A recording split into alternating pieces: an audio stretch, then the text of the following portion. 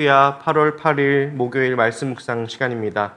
함께 보실 말씀은 예레미야 48장 11절에서 25절 말씀입니다. 모압은 일찍부터 안전하게 살았으며 포로가 되어 끌려가 본 적이 없었다. 이 그릇 저 그릇에 옮겨 담지 않아서 찢기가 곱게 가라앉은 맑은 포도주와 같았다. 맛이 그대로 남아있고 향기가 변하지 않은 포도주와 같았다. 나 주의 말이다. 내가 이제 술 거르는 사람들을 보낼 터이니 포도주를 쏟아 버릴 날이 온다. 그들은 포도주를 모두 쏟아버리고 그릇들을 비우고 병들을 깨뜨려 버릴 것이다. 이스라엘 백성이 베델을 의지하다가 수치를 당하였듯이 모압이 그모스 신 때문에 수치를 당할 것이다. 어떻게 너희가 우리는 용사들이요 전투에 능한 군인들이다 하고 말할 수 있느냐? 모압과 그 성읍들을 멸망시킬 자가 쳐들어오면 모압의 젊은이들 가운데서 뽑힌 용사들이 살육을 당할 것이다. 나는 왕이요 그 이름 만군의 주인 내가 말한다.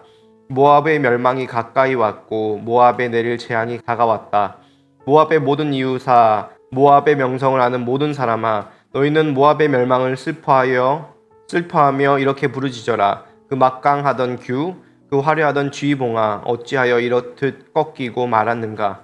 딸 디본의 주민아, 너희는 그 영광스러운 곳에서 내려와서 내 마른 맨 땅에 앉아라. 모압을 멸망시키는 자가 너 디본을 치러 올라와서 너의 요새들을 무너뜨렸다. 아로엘의 주민아, 너희는 길가에 서서 살펴보다가 도망쳐서 피하여 보려는 남녀들에게 무슨 일이 일어났는지 물어보아라. 그러면 그들이 대답할 것이다. 모압이 수치를 당하였다. 모압이 어이없게도 함락되었다. 통곡하며 울부짖으며 아르논 강가 사람들에게 모압이 멸망하였다고 알려라 할 것이다. 재앙이 밀어닥친 곳은 모압의 고원지대와 홀론과 야사와 메바앗과 디본과 느보와 벳디블라다임과 기랴다임과 백가물과 벳무온과 기리옷과 보스라와 모압 땅의 원근 각처에 있는 모든 성읍들이다.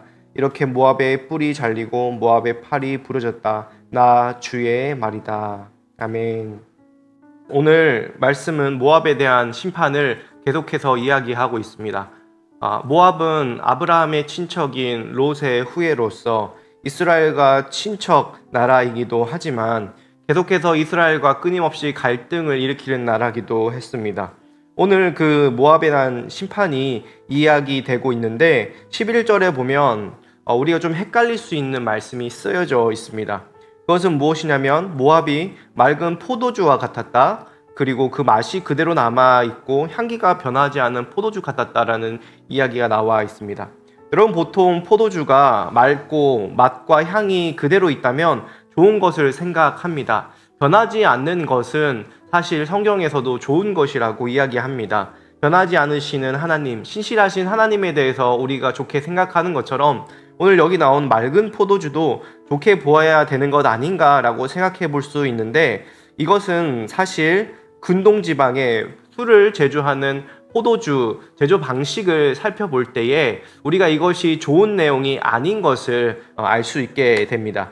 그때 당시에는 어떻게 술을 제조했냐면, 술을 포도주로 만들고 난 다음에 그것을 가만히 놔두면 그 술에서 찌기가 가라앉게 됩니다.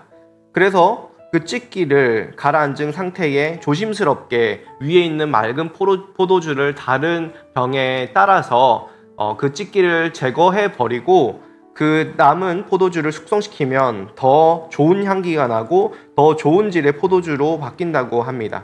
그런데 지금 모압은 이 그릇 저 그릇에 옮겨 담지 않아서 찌기가 곱게 가라앉아 있는 상태라고 표현을 하고 있습니다. 그것은 무슨 이야기입니까? 지금 현재의 위치에, 현재의 모양에 안주하면서 더 나은 상태로 나아가기를 거부하는, 싫어하는 나태의 죄를 범하고 있는 모습을 지적하고 있습니다. 영적으로 보면 매너리즘에 빠져서 하나님께 더욱더 나아가고 하나님을 더욱더 닮아가고 하나님을 사랑하고 하나님이 이 세상을 사랑하신 것처럼 세상을 사랑하고 이웃을 섬기고 주변의 약한 이들을 돌아보는 적극적인 예배의 삶을 살아가는 것이 아니라 하나님의 뜻대로 살고자 하는 마음도 없고 노력도 없는 상태를 이야기하고 있습니다. 죄를 지음에도 불구하고 죄를 지음에 찔림이나 양심의 가책이 없이 무감각한 상태로 물론 하나님께서 우리의 모든 죄를 용서하셨기 때문에 우리가 죄에서 자유로울 수 있지만, 그렇다고 해서 그런 죄 가운데 살아간다면 하나님의 참된 사랑과 선하심을 인정하지 않는 그런 굳은 마음으로 살아가는 모습인 것이죠. 그래서 성경은 이 모압의 상태가 술은 술인데 맛이 없는 그저 그런 술이라고 이야기를 하고 있는 것입니다. 영적인 태만의 모습입니다. 세상에서 파업을 하는 여러 가지 방법 중에 하나가 바로 태업이라는 것이 있는데, 파업을 하면서 일을 멈추는 것도 아니고 일을 열심히 하여서 생산을 제대로 하는 것이 아니라 일부러 천천히, 일부러 열심히 하지 않아서 생산 속도를 늦추는 것을 태업이라고 얘기를 하는 것입니다. 하나님께서 내게 주신 달란트를 사용하기보다는 그저 땅에 묻어 놓은 채로 살아가는 삶, 나의 욕망과 나의 욕심과 나의 성공을 추구하면서 하나님과 상관없이 살아가는 게으른 삶을, 그것을 나태라고 이야기하고 있는 것이죠. 성경에 보면 그럼 그렇게 게으르게 사는 것만 나태인 것인가 라고 질문할 수 있는데, 그렇게 얘기하지 않습니다.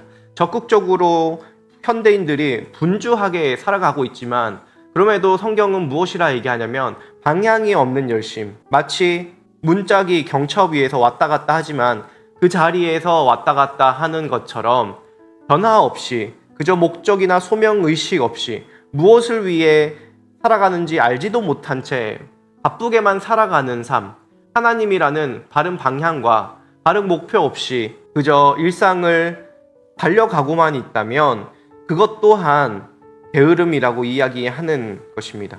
그래서 나태는 첫 번째로 하나님께 드려야 할 예배와 섬김과 사랑을 충분히 드리지 않는, 행하지 않는 것에 대한 죄를 이야기하면서, 두 번째로는 방향을 잃은 열심, 하나님을 향하지 않는 나 중심적인 열심의 삶을 또한 영적인 나태로 보는 것입니다. 우리의 삶이 혹여나 모압이 심판당하는 이유처럼 우리가 하나님 앞에 나태히 살고 있지는 않은지 돌아봐야 할 것입니다. 그렇게 살아갈 때에 하나님께서는 그들을 심판하겠다고 12절에 말씀하십니다. 내가 이제 술 거르는 사람들을 보낼 터이니 포도주를 쏟아 버릴 날이 온다. 그들은 포도주를 모두 쏟아버리고 그릇들을 비우고 병들을 깨트려 버릴 것이다. 그렇게 나태한 삶을 살아가는 이들을 하나님께서 심판해 버리실 것이라고 모압에게 말씀하시는 것입니다. 그들이 심판당하는 이유는 또 있었습니다. 이스라엘 백성이 베델을 의지하다가 수치를 당했듯이 모압이 그모스 신 때문에 수치를 당할 것이라고 이야기합니다. 모압이 섬겼던 그모스 신은 당시 고대 근동의 바알과 아세라와 같은 수많은 신들 중에 하나로 번영의 신입니다. 이 신을 섬기는 사람들은 여사제들과 문란한 성행위를 가졌고, 또한 자기의 자녀를 인신제사로 태워드리는 그런 제사를 드리기도 했습니다. 결국 유일하고 참되신 하나님을 버리고 이방신을 섬기게 되면 나태함과 게으름 속에서 자신이 추구하는 번영과 부귀를 누리기 위해 자신의 자녀마저 죽음의 길로 내모는, 그렇게 자신도 몰락시키고 자신의 가정도 몰락시키는 부패와 죽음의 길을 가게 되는 것입니다. 그 모압이 그렇게 부패한 신을 섬겼던 이유는 무엇입니까? 우리 11절에 다시 나와 있듯이 그들은 한 번도 침략을 당한 적이 없고 포로가 되어 끌려가 본 적도 없는 천연의 요새 페트라라는 지역에서 살았습니다. 인디애나 존스에서 나와서 유명해진 지역인데 돌로 된 천연 요새이기 때문에 크게 침략을 받지 않아서 중개 무역을 하면서 가진 부와 재물을 가지고 그렇게 방탕하고 게으른 삶을 살다가 결국 하나님의 심판을 받게 된 것입니다. 오늘 이런 나태함의 유혹이 이 세상에도 계속되고 있습니다. 핸드폰을 켜기만 하면 앉아서 몇 시간도 그냥 보낼 수 있는 그런 미디어와 통신의 발달이 현대판 그모스 신이 되어서 우리의 눈과 우리의 자녀들을 죽음의 길로 가게 하는 세상에서 우리가 살고 있음을 기억해야 합니다. 그래서 수많은 청소년들과 다음 세대, 그리고 심지어 우리 자신조차도 핸드폰에 또 미디어에 나태함의 죄에 노출되어 살아가고 있는 것은 아닌지 생각해보며 우리가 하나님을 향한 거룩한 갈망을 잃어버리지 않도록 하나님께서 우리에게 주신 하나님의 마음을 가지고 하나님을 사랑하며 이웃을 섬기며 가정을 돌아보며 교회를 세워나가는 귀한 하나님의 백성으로 살아갈 수 있도록 우리는 다시 잠에서 깨어서 주님을 사랑하며 섬길 수 있기를 다시 한번 결단해야 할 것입니다.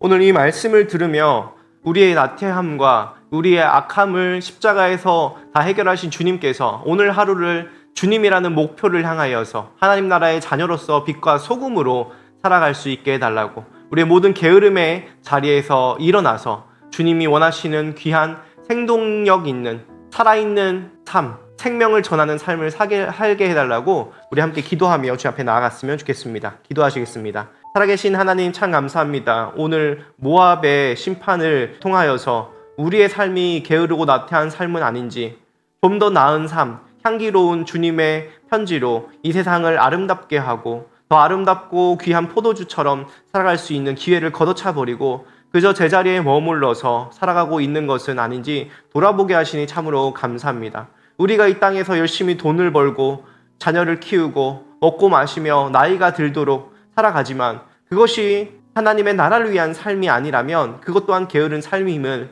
우리가 고백하며 이 시간 세상의 어떤 우상을 섬기기보다 살아계신 하나님을 진정으로 사랑하며 섬기는 우리 검단 함께하는 교회와 이 말씀을 듣는 모든 이들이 될 수 있도록 은혜를 내려 주시옵소서. 주님을 의지합니다. 오늘 하루도 주님 뜻대로 살기를 결단합니다. 감사하며 예수님의 이름으로 기도합니다. 아멘.